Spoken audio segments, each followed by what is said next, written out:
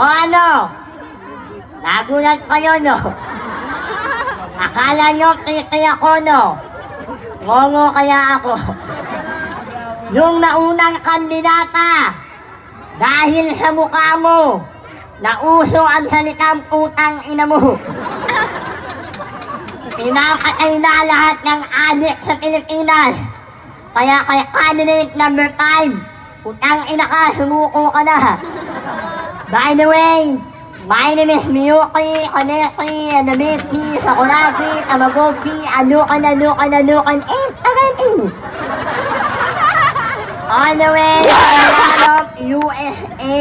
Wow! United Squatters Area. Hindi naman po ako napanood sa Miss Q&A ng It Showtime at sa Shoppers Arena ng It Bulaga.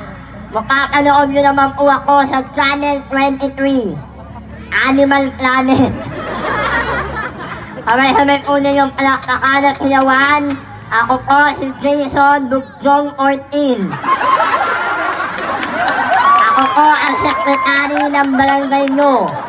Kaya sa lahat ng mga kagawan at pakitan dito, huwag kayong palautos, baka paluktukin ko ulo nyo.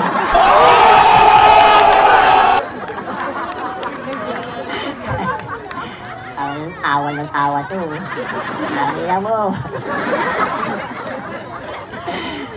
Sabay-sabay po ninyong palakpakan at siyawan ang baklang ng kauso ng pastas na swimsuit sa buong Pilipinas. Ang babaeng magmula sa langit, bumagsak sa lupa. Nauna muka, kaya may biyak sa bunganga. Your one and only Facebook and YouTube sensation. Binibining Barbie. Barbie Ngon Cortesa, na nag-iiwak, utang ina mo. Hindi na nga maintindihan, no? Lolo na nga ako. Ayang naman. Nawala tuloy ako. Masubok na sa gawa ko. Ay, ako. Iyawin na. Huwag ka na magalit.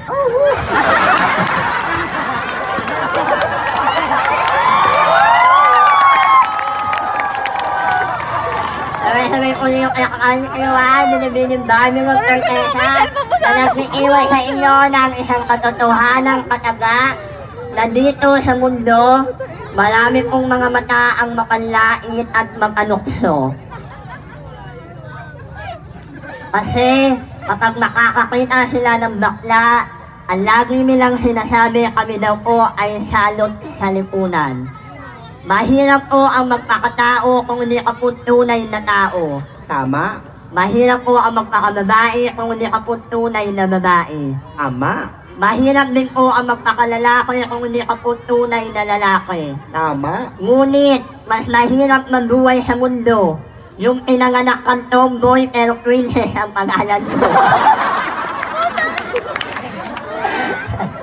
Kung ano kayo, tomboy ah.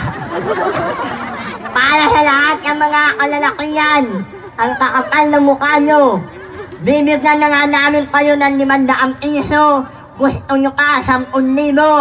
Ano akala nyo sa titi nyo? May korneto.